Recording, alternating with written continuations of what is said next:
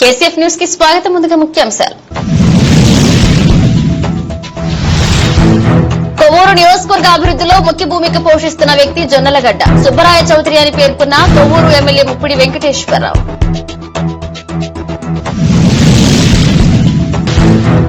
ప్రకృతిలో దేవుణ్ణి చూసుకోవడం, పచ్చదనంలో భగవంతుణ్ణి ఆరాధించడం భారతీయ సాంప్రదాయమని స్పష్టం చేసిన రాష్ట్ర ఉప ముఖ్యమంత్రి వర్యులు పవన్ కళ్యాణ్.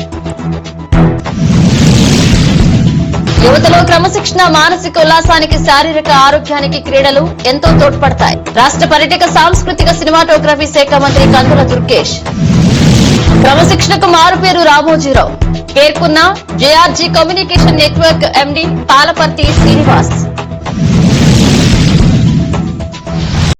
ఆంధ్రప్రదేశ్ పౌర సరఫరాల శాఖ మంత్రి నాదెండ్ల మనోహర్ తో కలిసి గురువారం కేంద్ర మంత్రివర్యులు ప్రహ్లాద్ జోషి, హార్దీప్ సింగ్ పురిలను ఎంపీ పుట్టా మహేష్ కుమార్ కలిశారు.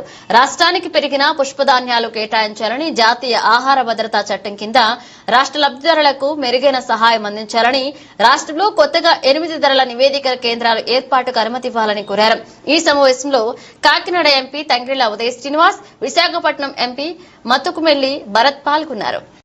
కొవ్వూరు నియోజకవర్గ అభివృద్ధిలో ముఖ్య భూమిక పోషిస్తున్న వ్యక్తి జొన్నలగడ్డ సుబ్బరాయ చౌదరి అని కొవ్వూరు ఎమ్మెల్యే ముప్పిడి వెంకటేశ్వరరావు పేర్కొన్నారు.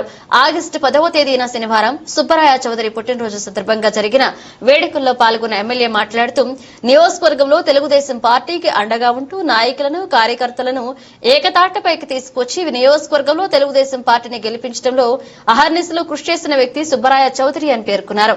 ఈ సందర్భంగా నియోజకవర్గంలోని నాయకులు, కార్యకర్తలు, అధికారులు చౌదరికి శుభాకాంక్షలు తెలియజేశారు. కొవ్వూరు నియోజకవర్గంలో అంచెలంచెలుగా వెతికి ఆయన జొన్నలగడ్డ చౌదరి గారు మరియు రామకృష్ణ గారి యొక్క ఇరువురు కూడా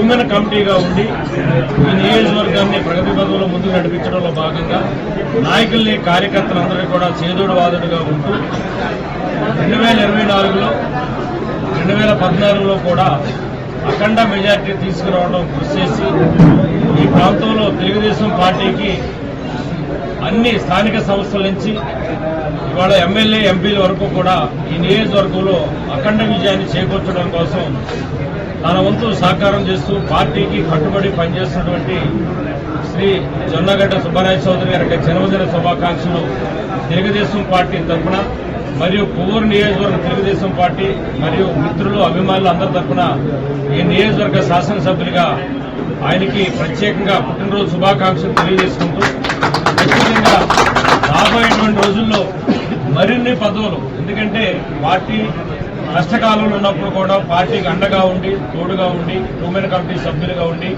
ఈ నియోజకవర్గాన్ని ముందు ప్రగతి పథంలో నడిపించడంలో ముఖ్యంలో ఒకరుగా ఉన్నటువంటి సుబ్బరాయ చౌదరి గారు కూడా రాబోయేటువంటి రోజుల్లో పార్టీ తరఫున కానీ, ఈ యొక్క నియోజకవర్గం తరఫున కానీ ఆయన్ని ఎప్పుడూ కూడా ముందుకు నడిపిస్తూ ఖచ్చితంగా ఆయన సేవలు గుర్తించి రాబోయేటువంటి రోజుల్లో మరింత ఉన్నత పదవులు ఆయన ఆశించాలని చెప్పని, స్వీకరించాలని చెప్పని, ఆయనకి అటువంటి పదవులు అందాలని చెప్పని అటు చంద్రబాబు గారికి, లోకేష్ బాబు గారిని కూడా కోరుకుంటూ రాబోయేటువంటి రోజుల్లో మరిన్ని సేవలు నియోజకవర్గానికి, ఆయన యొక్క సేవలు నియోజకవర్గానికి ముందుకు నడిపించాలని చెప్పని, ఖచ్చితంగా ఈ నియోజకవర్గం ఏ విధంగా అయితే ఇవాళ కృష్ణబాబు గారి తర్వాత అత్యధిక ఓట్ల మెజార్టీతోటి ఇవాళ 2024లో మనం నెగ్గామో అదే స్ఫూర్తితోటి రాబోయేటువంటి రోజుల్లో కూడా ఈ నియోజకవర్గాన్ని ముందు నడిపించడంలో కానీ, అభివృద్ధి విషయంలో కానీ, సంక్షేమంలో కానీ, కార్యకర్తల యొక్క అండగా ఉండటంలో కానీ, కార్యకర్తలు ఏ కష్ట నష్టాలు వచ్చినా సరే ముందుగా ఉండి వాళ్ళకి ఇబ్బంది లేకుండా నడిపించడంలో కానీ అన్ని విధాలు కూడా సహాయ సహకారాలు కూడా సుబ్బరాయ చౌదరి గారి నియోజకవర్గానికి సేవలు అందించాలని చెప్పని,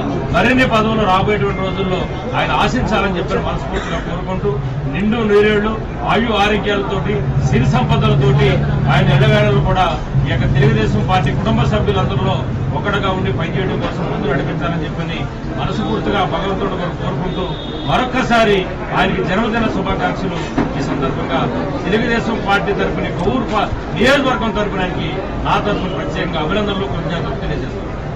ఇటీవల విజయవాడలో రాజ్యాంగ నిర్మాత డాక్టర్ బిఆర్ అంబేద్కర్ విగ్రహాన్ని ధ్వంసం చేయడానికి ప్రయత్నించిన వ్యక్తులపై రాష్ట్ర ప్రభుత్వం కఠిన చర్యలు తీసుకోవాలని, ఈ ఘటనను తాను తీవ్రంగా ఖండిస్తున్నట్లు ఆంధ్రప్రదేశ్ శాసన మండలి చైర్మన్ కొయ్యే మోషన్ రాజు అన్నారు.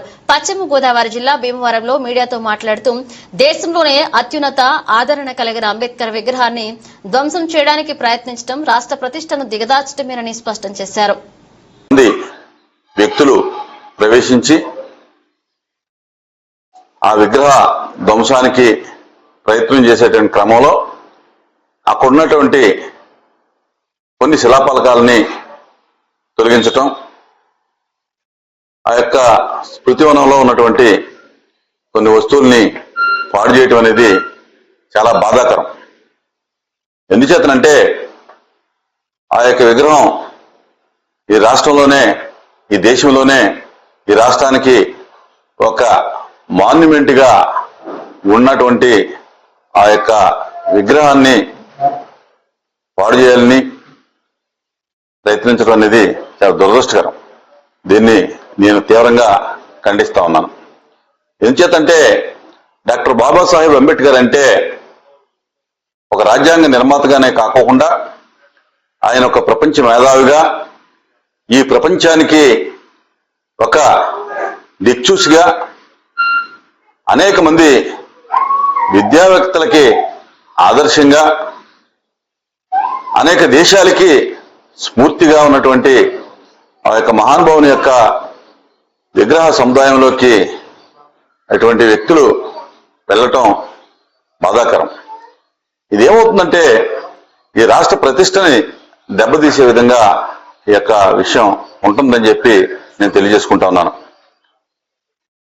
ఈ యొక్క దళితులు, అణగారిన వర్గాలు, పేద వర్గాలు ఈ రోజున అభివృద్ధి చెందారు, అభివృద్ధి చెందుతున్నారంటే కనుక ఆయన యొక్క అంబేద్కర్ యొక్క ఆలోచన విధానం అని చెప్పి నేను తెలియజేస్తా ఉన్నా.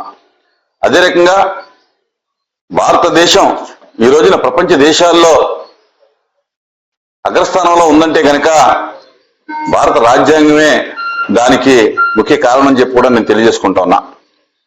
స్మృతివనం జోలికి కానీ వెళ్ళటం అంటే అది రాజ్యాంగం మీద దాడిగా భావించాలి.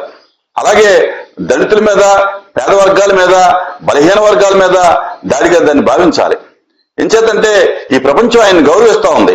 ఈ ప్రపంచం ఆయన పుట్టినరోజుని నాలెడ్జ్ డేగా ఆ యొక్క ఐక్యరాజ్య సమితి నిర్ణయించినప్పుడు, అలాగే అనేక దేశాల్లో ఆయన యొక్క జన్మదినాలని వాళ్ళు స్ఫూర్తిగా తీసుకుని ఆ యొక్క పరిపాలన సాగిస్తున్నట్టు ఈ క్రమంలో మనం ఇటువంటి పనులు చేస్తే గనక మరి ఆ యొక్క మన యొక్క రాష్ట్ర ప్రతిష్ట దెబ్బతింటుందని చెప్పి సందర్భంగా నేను తెలియజేసుకుంటాను. కనుక నేను మనవి చేసేది ఏంటంటే ముఖ్యమంత్రి గారికి ఖచ్చితంగా ఎవరు ఇటువంటి పనులు చేసినా ముఖ్యమంత్రి గారు వెంటనే కలగజేసుకుని ఆ యొక్క చర్యల్ని ఖండిస్తూ దోషుల్ని కఠినంగా శిక్షించాలి. ఏం చేద్దంటే ఈ రాష్ట్రంలో అటువంటి సంఘటనలు ఎక్కడా జరగకూడదు. అదే రకంగా అంబేద్కర్కే కాదు, ఈ యొక్క స్వతంత్ర సమరయోధులకు కానీ, ఈ దేశ పోరాటంలో పాల్గొన్నటువంటి అనేక మంది పెద్దలు ఎవరైతున్నారో, గాంధీ గారు కానీ, మరి పటేల్ గారు కానీ, లేకపోతే సుభాష్ చంద్రబోస్ గారు కానీ, అనేక మంది, అలాగే దేశ నాయకులుగా పరిపాలన చేసినటువంటి నాయకులు ఎవరైతే ఉన్నారో ఆ యొక్క పరిపాలకులకు కానీ ఎవరికి కూడా గతించినటువంటి నాయకులకి ఎవరికి కూడా అవమానం జరగడం అనేది మనం తీవ్రంగా తీసుకోవాల్సినటువంటి అవసరం ఉంది. కనుక ముఖ్యమంత్రి గారికి నేను మరొకసారి ఇటువంటి చర్యల మీద ఇమీడియట్ గా ఆయన చర్యలు తీసుకుని ఇటువంటి సంఘటనలు పునరావృతం అవ్వకుండా ఈ యొక్క ఎవరైతే దళితులు, అణగారిన వర్గాలు, పేద వర్గాలు మనోవేదనకు గురవుతాయో వారు భరోసా కల్పించవలసిందిగా, ఈ యొక్క రాష్ట్రం ప్రజాస్వామ్యయుతంగా ఉండేటట్టుగా చూడవలసిందిగా ముఖ్యమంత్రి గారికి ఈ సందర్భంగా నేను మనవి చేస్తా ఉన్నాను. అంటే దేశంలోనే పెద్దది ఫస్ట్ ఆఫ్ ఆల్. రెండు దాంట్లో సెక్యూరిటీ పరంగా ఆధారాలు లేవంటారంట, లేదంటారా? దుండగలకి ఏముంది, చేయాలనుకునే వాడికి ఏదైనా చేస్తాడు. ఇప్పుడు ఈ జరిగే సంఘటనలన్నీ ఎక్కడ సెక్యూరిటీ లేకోకుండా జరుగుతాయా? సెక్యూరిటీ ఉంటేనే కదా జరిగి అన్ని కావాలని చేసి ప్రకృతిలో దేవుణ్ణి చూసుకోవడం, పచ్చదనంలో భగవంతుణ్ణి ఆరాధించడం భారతీయ సాంప్రదాయమని రాష్ట్ర ఉప ముఖ్యమంత్రి వర్యులు పవన్ కళ్యాణ్ స్పష్టం చేశారు. వినాయక చవితి, స్వాతంత్ర దినోత్సవాల సందర్భంగా పర్యావరణ రహిత కార్యక్రమాలు చేపట్టాలని పిలుపునిచ్చారు. మంగళగిరిలోని జనసేన పార్టీ కేంద్ర కార్యాలయంలో ప్లాన్ ఏ ప్లాంట్ సంస్థ ప్రతినిధులు పవన్ కళ్యాణ్ ని కలిశారు. వినాయక చవితి, స్వాతంత్ర దినోత్సవాలను పురస్కరించుకుని ప్రత్యేకంగా విత్తనాలతో రూపొందించిన మట్టి గణపతి, జాతీయ జెండాలను పవన్ కు అందజేశారు.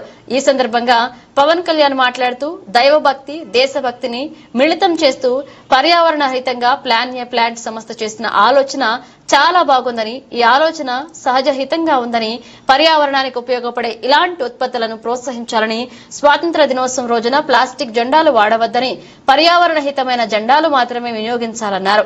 ఈ కార్యక్రమంలో ఎమ్మెల్సీ పి హరిప్రసాద్, పార్టీ కార్యక్రమాల నిర్వహణ విభాగ కళ్యాణం శివ శ్రీనివాస్, పార్టీ నాయకుడు కొట్టే వెంకటేశ్వర్లు, ప్లాన్ ఏ ప్లాంట్ ప్రతినిధులు గణేష్, అమర్నాథ్, దివ్య, అంజని, జగదీష్ పాల్గొన్నారు.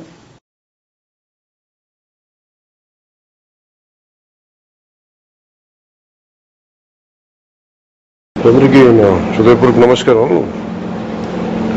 ఈ ప్లాంట్ సంస్థ నుంచి కురు అమర్నాథ్ గారు, దివ్యాంజలి గారు ఈ పర్యావరణానికి సంబంధించి సహాయపడేలాగా ఈ ఆగస్టు 15 దినోత్సవానికి జెండాలు ఇలాంటివి వాడుతూ ఉంటారు, పెట్టుకుంటూ ఉంటారు. కానీ ఇవి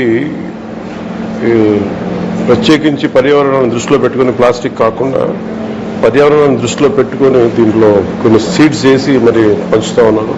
ఇలాంటి వారి ఉత్పత్తులన్నీ కూడా పర్యావరణానికి ఉపయోగపడేలా వారికి నా బెస్ట్ విషెస్ తెలియజేస్తాను.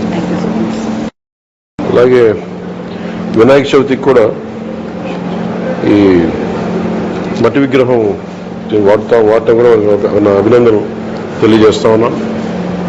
దీనివల్ల పూజ ఒకటే కాకుండా పర్యావరణం కూడా చాలా మంచిది. లోపల పూజ అయిపోగానే అది వెంటనే దీని నుంచి ఒక మొక్క వచ్చేలాగా చేస్తా ఉన్నాను. వారికి నా అభినందన. Thank you. సారూప్య పరిశ్రమలు వాటికి అవే సొంతంగా ఆధునిక యంత్రాలు సమకూర్చుకోలేని సందర్భంలో అన్ని కలిసి ప్రత్యేక ప్రయోజన సమైక్య ఉమ్మడిగా ఏర్పడి క్లస్టర్ డెవలప్మెంట్ పథకంలో టెక్నాలజీ ఆఫ్ గ్రేడేషన్ యంత్రాలు సమకూర్చుకోవడానికి అవకాశం కలదని, ఈ అవకాశాన్ని పరిశ్రమల యాజమాన్యం సద్వినియోగం చేసుకోవాలని భీమవరం జిల్లా కలెక్టర్ చదరవాడ నాగరాణి అన్నారు.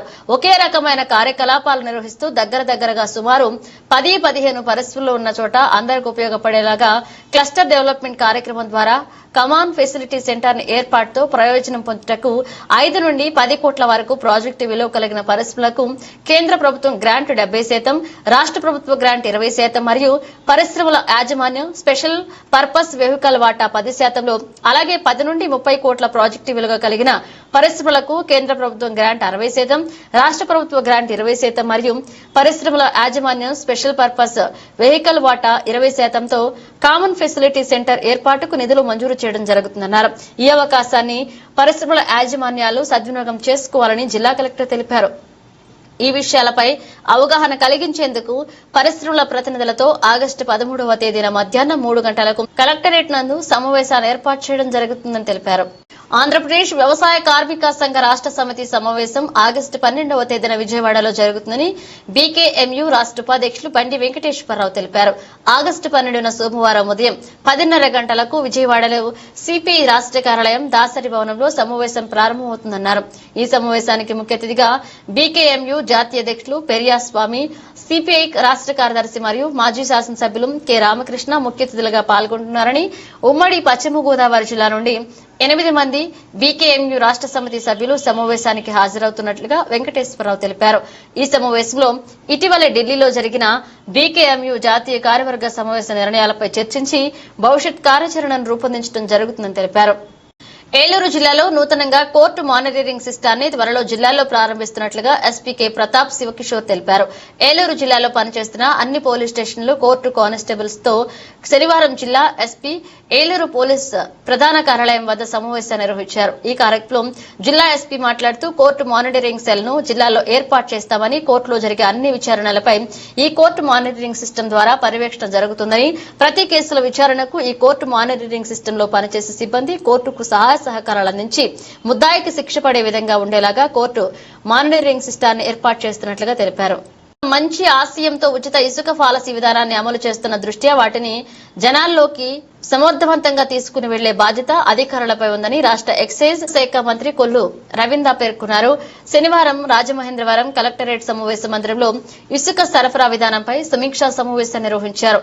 ఈ సందర్భంగా మంత్రి కొల్లు రవీంద్ర మాట్లాడుతూ రాష్ట్ర వ్యాప్తంగా 47 లక్షల మెట్రిక్ టన్నుల స్టాక్ పాయింట్ వద్ద 71 లక్షల డిస్టిలేషన్ పాయింట్ ఉచిత ఇసుక అందుబాటులో ఉంచడం జరిగిందన్నారు. ప్రభుత్వం అమలు చేస్తున్న ఉచిత ఇసుక పాలసీపై కొంత ప్రజల్లో అపోహలు ఉన్నాయి. వాటిని పరిష్కారం చేయాల్సి ఉందన్నారు. ఇప్పుడు నిర్మాణాలు చేపట్టి నిర్మాణ రంగ పురోగతిలో ఉండడం జరుగుతుందని తెలిపారు. ఈ సమావేశంలో మంత్రి కొల్లు రవీంద్రతో పాటు మంత్రి Kandula Durgesh, collector Prasanthi, SP D Narasimha Kishore, ఎమ్మెల్యేలు గోరంట్ల బుచ్చే చౌదరి, బత్తల బలరామకృష్ణ, ముప్పిడి వెంకటేశ్వరరావు, ఆదిరెడ్డి అప్పారావు, ఇన్ఛార్జ్ జేసీజీ నరసింహులు, మెన్స్ ADM Subrahmanyam, irrigation CE Pullarao, SES Srinivasa Rao, DLSA సభ్యులు, లారీ అసోసియేషన్ ప్రతినిధులు, అధికారులు పాల్గొన్నారు. అలానే మన జిల్లాకి సంబంధించిన ఎమ్మెల్యేస్ అందరూ కూడా పార్టిసిపేట్ చేస్తూ ఒక డీటెయిల్డ్ రివ్యూ అనేది తీసుకోవడం జరిగింది. ఈ రివ్యూలో మనకి శాండ్ ట్రాన్స్పోర్టేషన్ లో కానీ శాండ్ మెకానిజం అంటే శాండ్ ఎండ్ యూజర్కి ఇచ్చే విధానంలో ఏవైనా లోటుపాట్లు ఉన్నాయా అని ఈచ్ ఆఫీసర్ వైజ్ రివ్యూ చేయడం, అలానే శాండ్ అవైలబిలిటీ ఎంతవరకు ఉంది, సో ఇది ఇన్ని రోజుల వరకు మన డిమాండ్ మనం మీట్ అవ్వగలం, అలానే శాండ్ని ఆగ్మెంట్ చేసుకోవడంలో ఇంకా మరింత శాండ్ని ఎక్స్ప్లోర్ చేయడంలో మనకున్న రిసోర్సెస్ ఏంటి, డీసెంటేషన్ పాయింట్స్ ఎన్ని ఉన్నాయి, సెమీ మెకనైజ్డ్ పాయింట్స్ ఎట్లా ఉన్నాయి, అట్లానే మనకి ఓపెన్ రీచెస్ ఎలా ఉన్నది అనే రివ్యూ కూడా చేయడం జరిగింది. దీంతో పాటుగా ద హోల్ శాండ్ ఇష్యూలో ఇన్వాల్వ్ అయిన అదర్ స్టేక్ హోల్డర్స్ ఎవరైతే ఉన్నారో, ట్రాన్స్పోర్టర్స్ అసోసియేషన్ కానీ, అలానే మనం డీసిల్టేషన్ చేస్తునేటప్పుడు మేజర్లీ మనం డిపెండ్ అవుతున్న బోట్స్మెన్ సొసైటీ వాళ్ళ యొక్క ఫీడ్బ్యాక్, వాళ్ళకున్న ఇబ్బందులు కూడా తీసుకొని రివ్యూ చేయడం అనేది జరిగింది. ఈ రోజు ఈస్ట్ గోదావరి జిల్లా వరకు చూసుకుంటే మనకి ఇంకా 1 lakh వరకు మెట్రిక్ టన్స్ వరకు శాండ్ అనేది అవైలబుల్ గా ఉంది. Most of the sand is available in Kovvur division. అక్కడ నుంచి మనం ఆధార్ తీసుకొని బెనిఫిషరీస్ అందరికీ కూడా సప్లై చేస్తున్నాం. ఇప్పటి వరకు మనం బల్క్ కన్జ్యూమర్స్ కూడా వాళ్ళ డిపార్ట్మెంట్ రిక్వెస్ట్ ఫేస్ చేసుకుని మేము శాండ్ని వినియోగదారులకి పంపించగలుగుతున్నాం. ఆ కెపాసిటీకి మించి వచ్చినప్పుడు మేము అక్కడ బోర్డ్స్ పెట్టడం, అదర్వైజ్ ట్రాన్స్పోర్టర్స్ ఎవరైనా వాళ్ళ కాంటాక్ట్ నెంబర్స్ ఇచ్చేటప్పుడు వాళ్ళ అసోసియేషన్ ద్వారా ఇక ఈ రోజుకి మనం శాండ్ ట్రాన్స్పోర్టేషన్ కెపాసిటీ అయిపోయింది కాబట్టి నెక్స్ట్ డే రండి అని చెప్తున్నాం. దయచేసి అందరూ కానీ అది వినుంటే మనకి అన్నెసరీగా వెయిటింగ్ అనేది ఉండదు. ఆ లారీస్ లో ఉండే డ్రైవర్స్ కానీ క్లీనర్స్ కానీ ఇబ్బంది లేకుండా ఉంటుంది. ఇది పర్మనెంట్ గా దీనికి ఒక సొల్యూషన్ తీసుకురావడానికి ఎండ్ టు ఎండ్ సాఫ్ట్వేర్ కూడా డెవలప్ చేసి వీలైనంత పంచాయతీస్లో కానీ సచివాలయంలో కానీ వాళ్ళు శాండ్ బుక్ చేసుకొని వాళ్ళకి ఒక స్లిప్ జనరేట్ అయ్యి వెయిటింగ్ టైం కూడా మేము క్లియర్గా మేము మెన్షన్ చేసి ఆ టైంకే వచ్చి తీసుకునేటట్టుగా ఏర్పాట్లు చేస్తున్నాం. ఇది జరిగినంత వరకు ఇది ఓల్డ్ ప్రొసీజర్లే జరుగుతుంది కాబట్టి ఆ టైంలో కొంచెం రీచ్ ఇన్ఛార్జెస్తో కోఆర్డినేషన్ చేసుకొని అన్నెసరీ వెయిటింగ్ పీరియడ్ లేకుండా ఉంటే ఇంకా మనం మరింత ఎఫిషియెంట్గా శాండ్ని అందించగలము అని ఆశిస్తున్నాం. ఈ ఆపర్చునిటీస్కి థ్యాంక్ యూ. చనిపోయారు చాలా మంది. అసలు అవన్నీ చూస్తూ ఉంటే చాలా బాధేస్తాం. అంటే వాళ్ళ అక్రమ సంపాదన కోసం ఏదైనా చేస్తారు, కానీ చేయడం కోసం ఫస్ట్ నుంచి కొట్టుకుంటూ వచ్చేసారు. ఫస్ట్ ఆడు చేసింది ఏంటంటే వచ్చిన వెంటనే ధరలు పెంచేశారు. అప్పటికి 70 రూపాయలు సామాన్యుడికి కూడా అందుబాటులో ఉండేది. అప్పుడు 70 రూపాయలు ఉంటే ఒకసారిగా 150 రూపాయలు చేశారు. ఇంకా బ్రాండ్ కూడా పనికిరాని బ్రాండ్. సెబ్ ఉండేది గతంలో, ఎక్సైజ్ డిపార్ట్మెంట్ ఉండేది, దాదాపు 6000 మంది ఎక్సైజ్ డిపార్ట్మెంట్ ఉండేది, ఎన్ఫోర్స్మెంట్ ఉండేది. టోటల్ అవన్నీ కూడా డివైడ్ చేస్తూ 70% తీసుకెళ్లి ఎస్సీబీ అని పెట్టారు, స్పెషల్ ఎన్ఫోర్స్మెంట్ బ్యూరో అని పెట్టేసి పక్క తప్పించారు. ఉన్న డిపార్ట్మెంట్ అసలు ఎవరు లేరు, గవర్నమెంట్ షాపులు పెట్టేశారు. ఈ గవర్నమెంట్ షాపుల ద్వారా వాళ్ళకి ఏది కావాలో ఆ బ్రాండ్లే వస్తాయి. వాళ్ళ సొంత డిస్టరీస్ కూడా వాళ్ళు హ్యాండ్ ఓవర్ చేసేసుకున్నారు. డిస్టరీస్ కూడా చేసేసుకున్నారు. ఈ రోజు ఇదే అమ్మాలి, ఈ బ్రాండే అమ్మాలని అట్లా షాపులో పెట్టేశారు. బ్రాండ్ పేర్లు కూడా తెలియదు జనానికి. 150 చూడండి, 200 చూడండి, ఏదో డబ్బులు పెట్టి చెప్పడమే. అట్లా చేసి అస్తవ్యస్తం చేశాం మొత్తం. ఇవన్నీ కూడా కరెక్ట్ చేయాలనే ఉద్దేశంతో ఇవాళ మొత్తం కూడా ఒక స్టడీ టీం తయారు చేసుకోవడం జరుగుతుంది. ఆల్రెడీ 6 రాష్ట్రాలకు వెళ్ళి ఎక్కడైతే గవర్నమెంట్ నడుపుతున్నటువంటి షాప్స్ ఏ రాష్ట్రాల్లో ఉన్నాయి, ప్రైవేట్ గా నడుపుతున్నటువంటి షాపులు ఏ రాష్ట్రాల్లో ఉన్నాయి, అవన్నీ కూడా స్టడీ చేసి రావడానికి చెప్పి కమిటీలు పంపించడం జరిగింది. దాంతోపాటు ఒక కేబినెట్ సబ్ కమిటీని కూడా ఏర్పాటు చేసుకోవడం జరుగుతుంది. వాళ్ళు ఇచ్చినటువంటి రిపోర్ట్ అంతా కూడా డిస్కషన్ చేసి ప్రజల్లో కూడా డిస్కషన్ చేసి, ఎందుకంటే గతంలో ఒకప్పుడు బెస్ట్ పాలసీ ఆంధ్ర రాష్ట్రంలో కానీ దాన్ని సర్వనాశనం చేశారు. అవన్నీ కూడా రేపు అక్టోబర్ 1 నుంచి, ఎందుకంటే వాళ్ళ పీరియడ్ అయిపోతుంది, సెప్టెంబర్ ఎండింగ్ కల్లా పాత పాలసీ అయిపోతుంది కాబట్టి అక్టోబర్ 1 నుంచి ఒక మంచి బెస్ట్ పాలసీ ప్రజలకి అందుబాటులో ఉంటే సామాన్యులు కూడా అందుబాటులో ఉండే విధంగా మంచి క్వాలిటీతో కూడినటువంటి ఇప్పుడు ఎంఎన్సీ కంపెనీలు మొన్న కూడా మేము మీటింగ్ పెట్టాం. యువతలో క్రమశిక్షణ, మానసిక ఉల్లాసానికి, శారీరక ఆరోగ్యానికి క్రీడలు ఎంతో తోడ్పాటునిస్తాయని, అదేవిధంగా ఉద్యోగుల్లో ఒత్తిడిని జయించే విధంగా క్రీడలు దోహదం చేస్తాయని రాష్ట పర్యాటక, సాంస్కృతిక, సినిమాటోగ్రఫీ శాఖ మంత్రి కందుల దుర్గేష్ పేర్కొన్నారు. శుక్రవారం రాజమహేంద్రవరం పోలీస్ గ్రౌండ్ లో రెవెన్యూ, పోలీస్, పురపాలక శాఖల ఆధ్వర్యంలో నిర్వహించిన క్రికెట్ టోర్నమెంట్ ప్రారంభోత్సవానికి మంత్రి కందుల దుర్గేష్ ముఖ్య అతిథిగా పాల్గొన్నారు. ఈ సందర్భంగా ఆయన మాట్లాడుతూ యువత నిర్మాణాత్మకమైన కార్యక్రమాల్లో పాల్గొంటూ క్రమశిక్షణతో జీవితాన్ని ఆచరణ సాధ్యమయ్యేలాగా మలుచుకోవాలన్నారు. ఈ కార్యక్రమంలో డీఎస్పీ ఎల్ చెంచిరెడ్డి పోటీల్లో పాల్గొన్న క్రీడాకారులను అభినందించారు. నిత్యం ఒత్తిడితో గడిపే ఉద్యోగులకు ఎటువంటి పోటీలు నిర్వహించాలని నిర్ణయించిన కలెక్టర్ ఎస్పీ నిర్ణయం పట్ల హర్షం వ్యక్తం చేశారు. క్రికెట్ కి సంబంధించి ఈ రోజు గవర్నమెంట్ ని ప్రారంభించడం అనేది చాలా ఆనందంగా ఉంది. ఈ కార్యక్రమంలో పాల్పంచుకుంటున్నటువంటి రాజశేఖర్ రాజు గారు, చెంచిరెడ్డి గారు, వారందరికీ కూడా అభినందనలు తెలియజేస్తూ, ముఖ్యంగా యువత పెడదారిని పడుతుందనేటువంటి సందర్భంలో ఒక నిర్మాణాత్మకమైనటువంటి కార్యక్రమాల్లో పాల్గొనాలి, క్రమశిక్షణాయుతమైనటువంటి జీవితాన్ని గడపాలనేటువంటి మాటని మనం విన్నప్పటికీ కూడా ఆచరణలో పెట్టడం అనేది చాలా తక్కువగా జరుగుతుంది. ఇవాళ బాలాజీ గాని, అతని సహచర మిత్రులు గాని అందరూ కలిసి ఈ క్రికెట్ టోర్నమెంట్ ని ఏర్పాటు చేయటం ఖచ్చితంగా ఇది యువతలో క్రమశిక్షణ తీసుకురావడానికి, మానసిక ఉల్లాసాన్ని కలిగించడానికి, శారీరక ఆరోగ్యానికి ఎంతగానో ఉపయోగపడుతుందని నమ్ముతున్నాను. మంచి టోర్నమెంట్ పెట్టినందుకు ప్రత్యేకంగా అభినందిస్తూ, అది కూడా కాకుండా ఎవరైతే కార్పొరేట్ సెక్టార్లో ఉన్నారో, ఎవరైతే గవర్నమెంట్ సెక్టార్లో ఉన్నారో వారందరినీ కూడా ఇన్వాల్వ్ చేసి ఈ టోర్నమెంట్ రన్ చేయటం, వారికి ఖాళీ సమయాల్లో ఈ టోర్నమెంట్ లో పాల్గొనటం, ప్రమాణమే 2 నెలల పాటు ఈ టోర్నమెంట్ ని కంటిన్యూ చేయటం, ఇదంతా కూడా ఒక ఖచ్చితమైనటువంటి ప్రణాళికతో చేస్తున్నటువంటి కార్యక్రమం. దీన్ని ప్రారంభించడం అనేది రాజమండ్రి నగరానికి చాలా ఆనందం కలిగించేటువంటి అంశం. అదేవిధంగా తొలి నుంచి కూడా కవులకి, కళాకారులకి ఒక పక్కన పెద్దపీట వేసినటువంటి రాజమహేంద్రవరం, మరో పక్కన క్రీడాకారులు కూడా చాలా ప్రాముఖ్యత ఇచ్చినటువంటి ప్రాంతం. ఇక్కడి నుంచి అనేక మంది క్రీడాకారులు జాతీయ స్థాయిలో వెళ్లినటువంటి సందర్భాన్ని కూడా గుర్తు చేసుకుంటూ, అటువంటి ప్రదేశంలో ఈ టోర్నమెంట్ ని ఏర్పాటు చేయడం, దానికి పోలీస్ డిపార్ట్మెంట్ వారు కూడా ముందుకొచ్చి వారు ఆడుకోవడానికి అవకాశం కల్పించడం అనేది నిజంగా ముదావహం. ఇక్కడ మనం రాజశేఖర రాజు గారిని చూస్తే ఆయన ఒక మంచి రెజ్లర్ లా కనబడతాం. మంచి ఆ బాడీ ఫిట్ గా ఉంచడం, ఆ ఫిట్నెస్ ఉండటం, ఇవన్నీ చూస్తే ఇవి ఖచ్చితంగా వారి డిపార్ట్మెంట్ కి సంబంధించి ఎంత అవసరమైనప్పటికీ కూడా అలాగ మెయింటైన్ చేయడం కూడా చిన్న విషయం కాదు. దాంతో పాటు ఇప్పుడు యువత కూడా ఈ రకమైనటువంటి ఆలోచనలు చేయాలి. కొంచెం శారీరక దారుఢ్యాన్ని పెంచుకోవాలి, అదేవిధంగా మానసిక ఆరోగ్యాన్ని పెంపొందించుకోవాలి.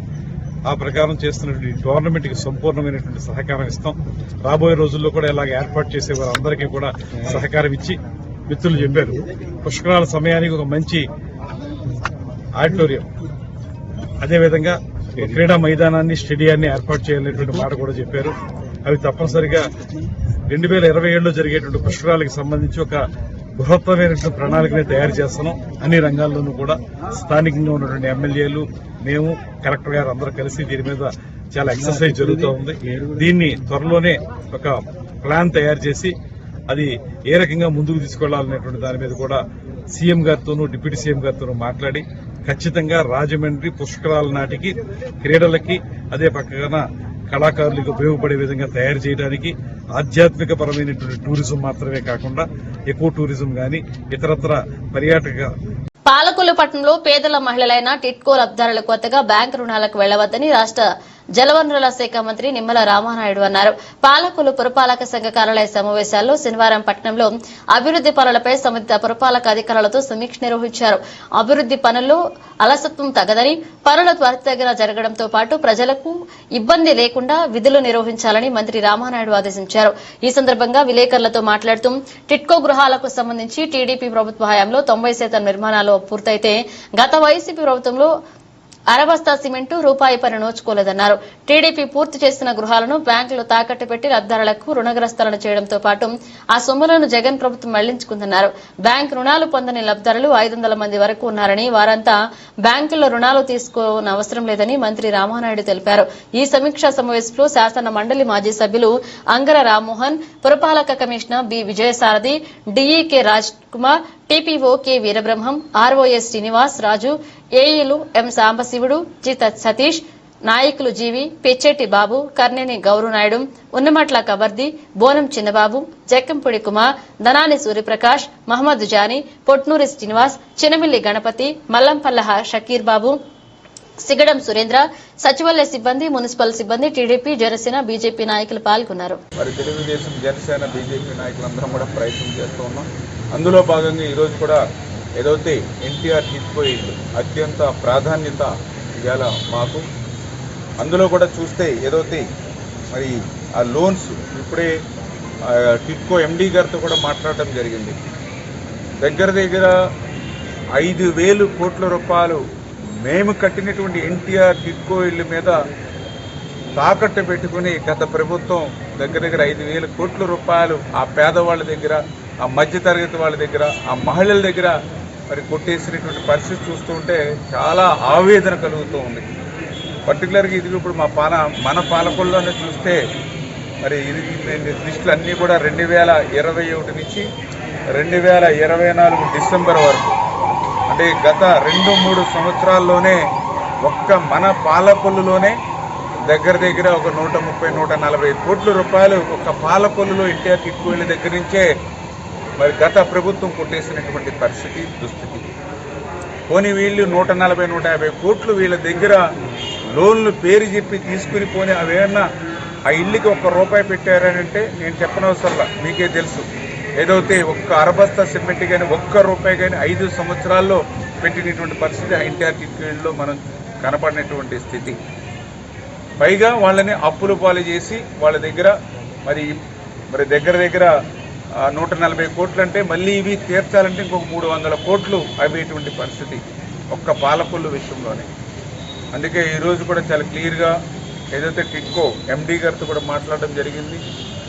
ఏదైతే వాళ్ళు 5 సంవత్సరాల్లో చేయనటువంటి పని ఆ 10-15% బ్యాలెన్స్ వర్క్ ఏదైతే ఉందో అది మనం ఇమ్మీడియట్లీ కంప్లీట్ చేసుకోవాలనేది ఒకటి మన ప్రాధాన్యత. రెండవది ఏదైతే ఇంకా ఇళ్ళకి లోన్కి సంబంధించి బ్యాంకులకి ఎవరిని కూడా పంపించవద్దు, ఒక్కరికి కూడా లోన్ క్రియేట్ చేయొద్దని క్లియర్గా అధికారులకు కూడా ఇన్స్ట్రక్షన్స్ ఇవ్వడం జరిగింది. అందుచేత ఇప్పుడు ఇంకా ఎవరైతే ఎన్టీఆర్ టిట్కో ఇళ్ళ లబ్ధిదారులు ఎవరైతే ఉన్నారో వాళ్ళెవ్వరూ కూడా లోన్కి పోవలసినటువంటి అవసరం లేదు.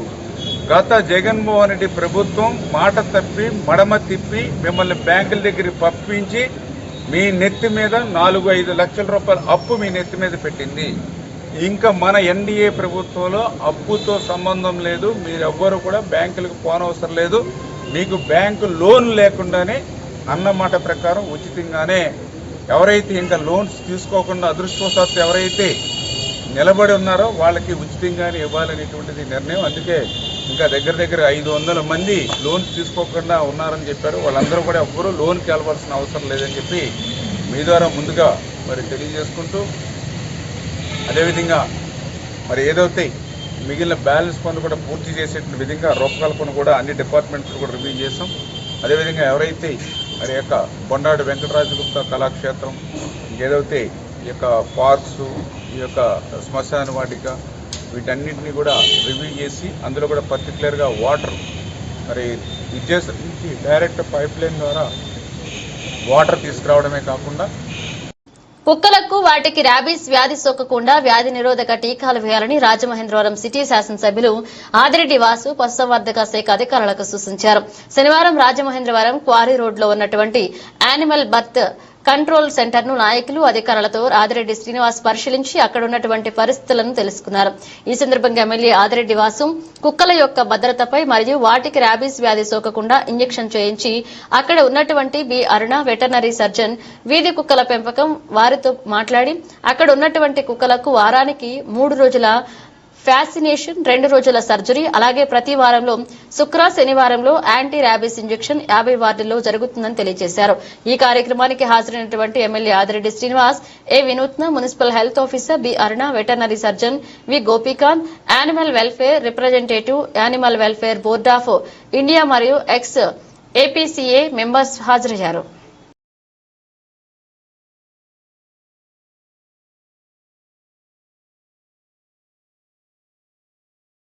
Tadepalligudem national institute of technology AP నీట్లోని బీటెక్ ప్రథమ సంవత్సర విద్యార్థులు తరలివస్తుండటంతో ప్రాంగణంలో సందడి వాతావరణం నెలకొంది. బీటెక్ లో మొత్తం 8 కోర్సులకు గాను 480 సీట్లు ఉన్నాయి. వీటిలో 50% సీట్లను రాష్ట్ర విద్యార్థులతోనూ మిగిలిన వాటిని ఇతర రాష్ట్రాల విద్యార్థులతోనూ జోసా సిసాబ్ కౌన్సిలింగ్ ద్వారా భర్తీ చేస్తున్నారు. ఇటీవలే 2024-25 విద్యా సంవత్సరానికి సంబంధించి నిర్వహించిన కౌన్సిలింగ్ లో మొత్తం 480 సీట్లకు అలాట్మెంట్ పూర్తయ్యాయి. సీట్ అలాట్మెంట్ పొందిన విద్యార్థులు తమ కుటుంబ సభ్యులతో ప్రాంగణానికి వచ్చి తమ ఒరిజినల్ సర్టిఫికెట్లను పరిశీలన చేయించుకోవడంతో పాటు ఫీజులు చెల్లించి ప్రవేశాలు పొందుతున్నారు. ఈ పరిశీలన ప్రక్రియ ఆగస్టు 14 వరకు జరగనుంది. NIT incharge director doctor BS Murthy ఆధ్వర్యంలో registrar doctor P Dinesh Shankar Reddy పర్యవేక్షణలో సెంటర్ ఇన్ఛార్జిగా dean academic doctor K Kuramaiah, deputy centre incharge ఆచార్యులు డాక్టర్ తపస్ పరామానిక్, డాక్టర్ రాముడు మాచవరపు వ్యవహరించారు. ప్రథమ సంవత్సరంలో సీట్లు పొందిన విద్యార్థులందరికీ ఆగస్టు 16న ఇండక్షన్ ప్రోగ్రాం నిర్వహించనున్నారు. మొదటి రోజు మొత్తం 54 మంది విద్యార్థులు ప్రవేశాలు పొందారు. ఈనాడు పత్రిక అందించిన విజ్ఞానంతోనే తాను సొంత గ్రామంలో ఉంటూ ఎంతో మందికి ఉపాధి కల్పించగలుగుతున్నానని JRG communication network MD Palaparthi Srinivas తెలిపారు. ఈనాడు దినపత్రిక స్థాపించి 50 వసంతాలు పూర్తి చేసుకుంది. ఈ సందర్భంగా పట్టణంలోని చింతల బజార్లో ఉన్న సిటీ కేబుల్ కార్యాలయంలో ఈనాడు 50 వసంతాల సంబరాన్ని నిర్వహించారు. దీనిలో భాగంగా ఈనాడు సిబ్బంది, సిటీ కేబుల్ సిబ్బంది మధ్య పాలపర్తి శ్రీనివాస్ కేక్ ను కట్ చేసి శుభాకాంక్షలు తెలియజేశారు. అనంతరం స్వీట్లు పంపిణీ చేశారు. ఈ సందర్భంగా పాలపర్తి శ్రీనివాస్ మాట్లాడుతూ రామోజీరావు అంటేనే క్రమశిక్షణకు మారుపేరని, అటువంటి మహోన్నత వ్యక్తిని చూసి నేటి యువత నేర్చుకోవాల్సిన అంశాలు ఎన్నో ఉన్నాయన్నారు. ఎందరో యువత ప్రభుత్వ కొలువులు సాధించేందుకు ఈనాడు అందించిన విజ్ఞానం వెలకట్టలేనిదన్నారు. తాము 5వ తరగతి నుంచి ఈనాడు పత్రిక చదవడం ప్రారంభించారని, తనలో మానవ దృక్పథం పెరిగేందుకు ఈనాడు ఎంతగానో ఉపయోగపడిందని తెలిపారు. ఈ కార్యక్రమంలో city cable manager K Hanuman Kumar, Eenadu పాత్రికేయులు V Srinivas, M Prasad, N Kishore Babu, ads ప్రతినిధి ముత్యాలరావు, సర్క్యులేషన్ ప్రతినిధి ప్రకాష్, సిటీ కేబుల్ సిబ్బంది పాల్గొన్నారు.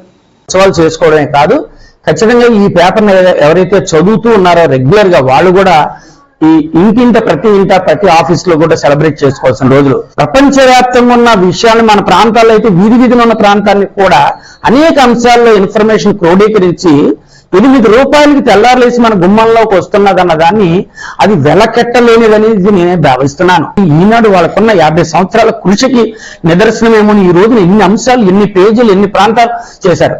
ఈనాడు పత్రికను నేను 5వ తరగతి చదువుతున్న సందర్భాల్లో అనుకుంటే ఈ పేపర్ నేను చదవడం స్టార్ట్ చేశాను. లైబ్రరీస్కి వెళ్ళి లేదా పేపర్ తెప్పించుకున్న ఒకళ్ళు ఇద్దరు ఉంటే వాళ్ళ ఇళ్ళకెళ్ళి చదువుతూ ఆ రోజుల్లోని ఎక్కడ నేను చదివిన చదువుకు ఉద్యోగం లభిస్తుంది, లేదు నేను మా సొంత ఊరిలోనే నేను వ్యాపారం ఏదైనా చేసుకోవచ్చా, వ్యాపారం చేయాలంటే మిగిలిన డబ్బులు ఎక్కడి నుంచి వస్తాయి, పెట్టుబడికి మార్కెట్ ఎలా తెచ్చుకోవాలి, ఇలా ఇత్యాది విషయాలు చూసి, అలాగే వ్యవసాయం చేయాలంటే వ్యవసాయం ఎటువంటి పురుగు మందు వాడాలి, మనం మోసపోకుండా ఎటువంటి విత్తనాలు వాడాలి, ఇలాగ అనేక అంశాలు ఆ రోజున నేను చేసుకొని నేను నా సొంత ఊర్లో చిన్న గ్రామంలో ఉండే ఊర్లో నిలదొక్కుని ఈ రోజున నేను చదువుకున్న దానికి కోర్ సబ్జెక్ట్ కాపని సిటీ కేబుల్ వ్యవస్థ నడపడం, అట్ ది సేమ్ టైం నా కోర్ సబ్జెక్ట్ ను కూడా ఇంజనీరింగ్, కన్స్ట్రక్షన్, రియల్ ఎస్టేట్ చేసుకుంటూ నిలబడ్డా అంటే ఈ రోజున ఈ పేపరే కారణాన్ని గంటాపదం చెప్పగలను.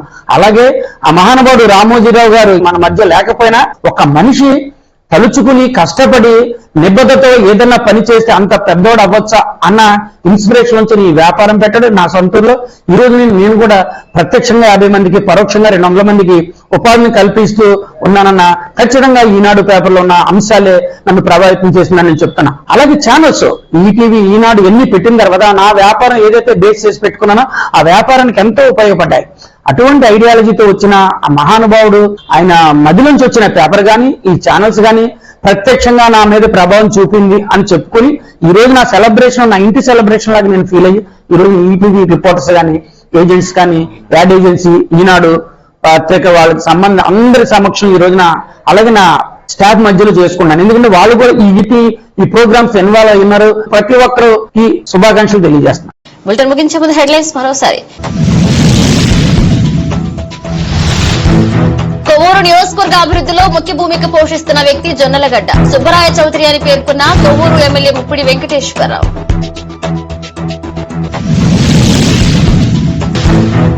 ప్రకృతిలో దేవుణ్ణి చూసుకోవడం, పచ్చదనంలో భగవంతుణ్ణి ఆరాధించడం భారతీయ సాంప్రదాయమని స్పష్టం చేసిన రాష్ట్ర ఉప ముఖ్యమంత్రి వర్యులు పవన్ కళ్యాణ్. యువతలో క్రమశిక్షణ, మానసిక ఉల్లాసానికి, శారీరక ఆరోగ్యానికి క్రీడలు ఎంతో తోడ్పడతాయి. రాష్ట్ర పర్యాటక సాంస్కృతిక సినిమాటోగ్రఫీ శాఖ మంత్రి కందుల దుర్గేష్. క్రమశిక్షణకు మారుపేరు రామోజీరావు పేర్కొన్న JRG communication network MD Palaparthi Srinivas. ఇవి